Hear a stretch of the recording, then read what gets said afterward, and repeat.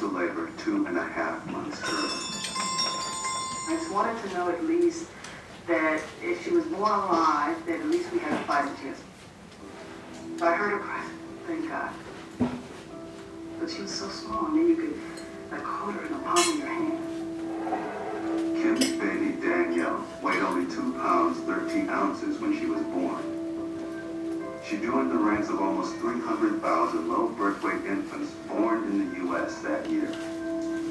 About 1 out of every 14 babies, all of them at a high risk of dying before their first birthday. I remember getting home and being in the bathroom, I fell apart. You know, 'cause it's like I didn't get to take my baby home, you know. I remember just sort of falling apart.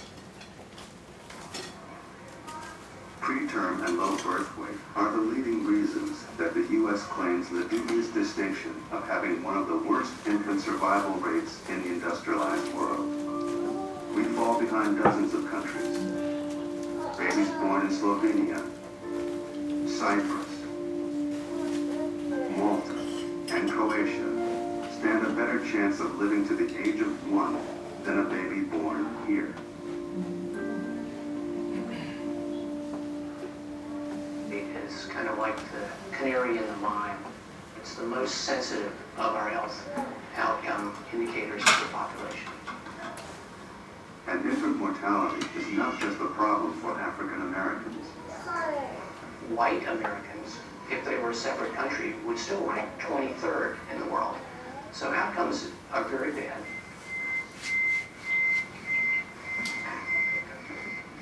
As a country, we pay an enormous price for our high rate of premature and low birth weight babies. Preterm birth is the second leading cause of death for infants. If they're lucky enough to survive, many face a lifetime of learning and medical problems. Studies show that prematurity increases the risk for hypertension, diabetes, and coronary artery disease.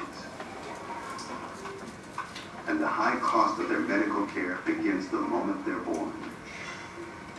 1 month stay in a neonatal intensive care unit averages $68,000.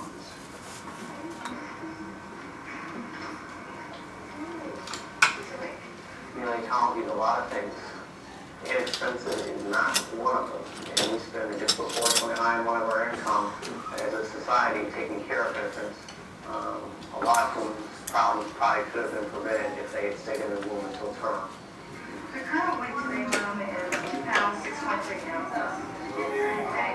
So she gained 15 grams from the yesterday. It was my first child, so I was like just amazed. You know, I was a little shocked because I had never seen a child this small before. Never. And so it just took me away, man. See how she is now, she's 2 pounds. Miracles will happen. In the terminology of social scientists, Kim Anderson's family enjoys high socioeconomic status, which increases the odds for overall good health. Persons who are higher in socioeconomic status, persons who have more income or more education or better jobs or more wealth, live longer and have fewer health problems than those who are lower in socioeconomic status. Education, for example, predicts infant mortality for both black women and white women. And the more educated you are, the less likely you are to have a low birth weight baby, a preterm baby, or an infant death. Women who are poorest and least educated are those whose babies are at greatest risk in any racial group. But the babies of African American mothers with higher education are still at greater risk than we'd expect. Infant mortality among white American women with a college degree or higher is about 4 deaths per 1,000 births. But among African American women with the same level of education, infant mortality is about 10 per 1,000 births, almost 3 times higher. In fact, African American mothers with a college degree have worse birth outcomes than white mothers without a high school education. Think about this. We're talking about African American doctors, lawyers, and business executives and they still have a higher mortality rate than non-Hispanic white women who never went to high school in the first place. As a mother, you're thinking, I did all the right thing. They told me to take vitamins, they told me to walk, they told me to eat vegetables, they told me not to drink, I didn't do all that. And why is my kid sitting here with these needles and, so you feel real bad.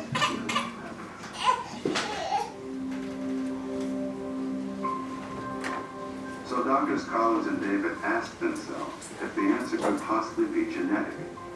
It's well known that prematurity can run in families. Is there something in the DNA of African American women that tends toward premature births regardless of education, prenatal care, or lifestyle? To answer the question, they created a study based on a simple assumption. If there was such a thing as a prematurity gene and it came from Africa, then Africans should have more of it. They compared newborns among three groups: African American women, African immigrants to the U.S., and U.S.-born white women. It turns out that the Africans and the whites were about the same. The African Americans, on the other hand, had babies that weighed almost 8 or 9 ounces less than the other two groups. In other words, African immigrants to the U.S. and white women born in the U.S. had similar pregnancy outcomes. So if there is any genetic predisposition for low birth weight babies, it's doubtful that it falls along what we call racial lines. It turns out that when African women immigrate to the U.S., it takes only one generation before their daughters are at risk of having premature babies at a significantly higher rate and with poorer birth outcomes.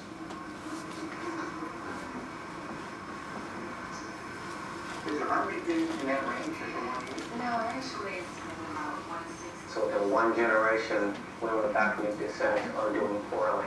This to us really suggests that something is driving this that's related to the social milieu that African American women live in throughout their entire life. The news was once more hopeful. During the 1960s and 70s, with the civil rights and anti-poverty movements, the health of African Americans compared to whites improved overall. Government initiatives not only integrated hospitals, but also opened up education opportunities and better jobs and housing. The health of African Americans began to catch up with that of whites. And infant mortality rates in the African American community declined. During my lifetime, the gap has closed a bit, and I think it's as a result of social policies. After the war on poverty and the civil rights movement, we had social policies that were allowing people more opportunity.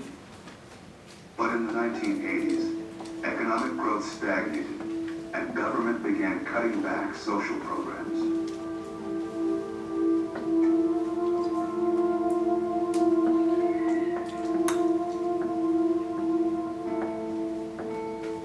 The impact on infant deaths was dramatic.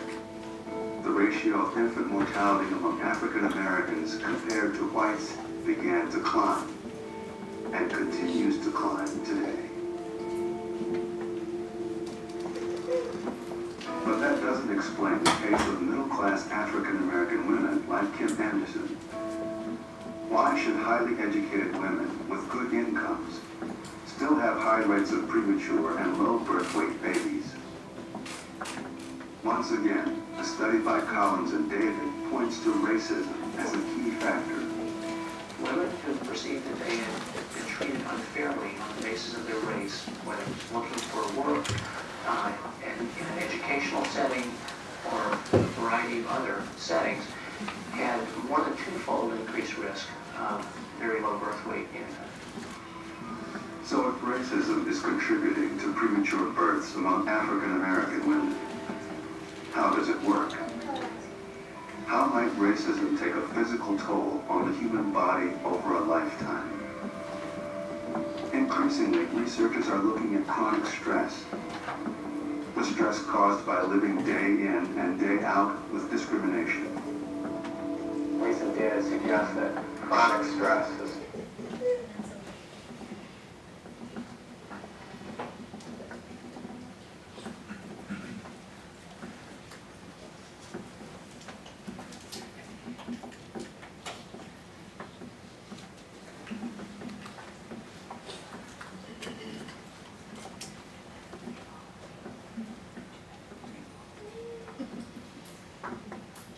Well, while we're chewing on that, those heavy statistics, at this moment, we're going to give the mommies an appreciation by having a raffle.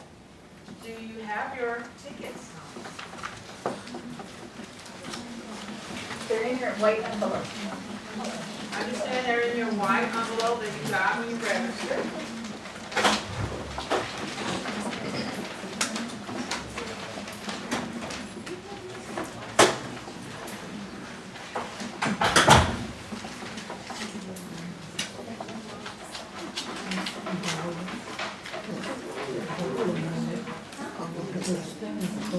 So the items that we're raffling off today are a stroller with a car seat, yes.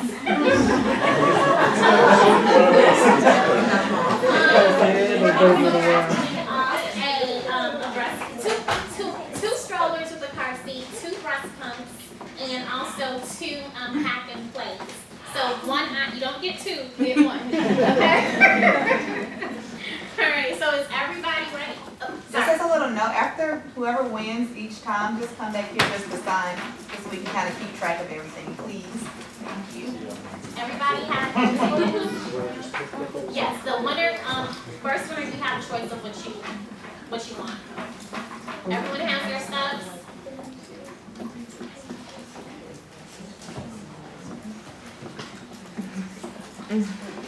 Our first ticket winner tonight is 616-8944. 616-8944. One, twice, no, okay. We'll pick another one. Okay, one more time. Got ticket number 616-8936.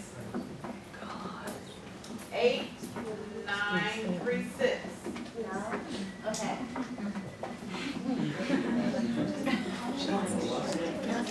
You don't have a ticket? Have you got white envelope? Okay, one more time. 8935.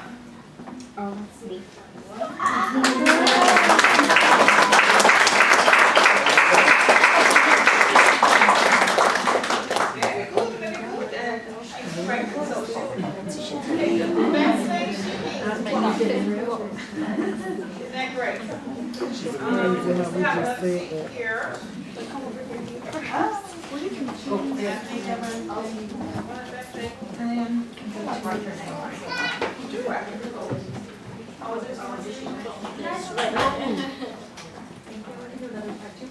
Two prices. Okay, we have one prize. While she's having Christmas over there, let's do 8928.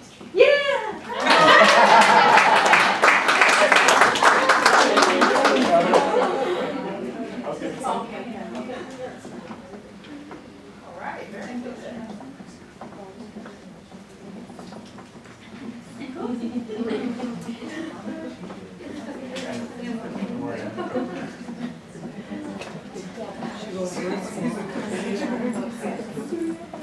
So while they are picking, I'm going to go ahead and introduce our next speaker. Dr. Washington Hill, Senior Physician in Women's Health, Obstetrics, and Maternal Health at the Sarasota County Health Department. Dr. Washington Hill received his MD from Temple University of Medicine, and his OBGYN residency was completed at William Beaumont Army General Hospital. After 12 years in private practice, he completed a fellowship in maternal fetal medicine at the University of California, San Francisco. He He has had and now holds academic appointments at a number of prestigious schools of medicine and is the past director of maternal fetal medicine at Sarasota Memorial Hospital, Sarasota, Florida. Dr. Hill has a strong interest in education, patient care, medical legal consultation, and clinical practice, and is a regular participant in conferences throughout the county, teaching management of high-risk pregnancies and about medical legal issues in our practices. Recently, Dr. Hill completed 2 years in Rwanda with the Clinton Foundation, teaching African medical students and residents and faculty and staff safe motherhood. He is currently a senior physician in women's health, obstetrics, and maternal fetal medicine at the Sarasota County Health Department and practices at Sarasota Memorial Hospital. Isn't that great?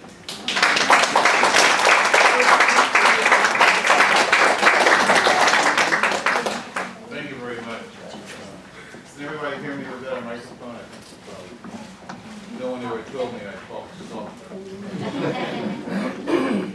Well, I was asked to talk a little bit about how you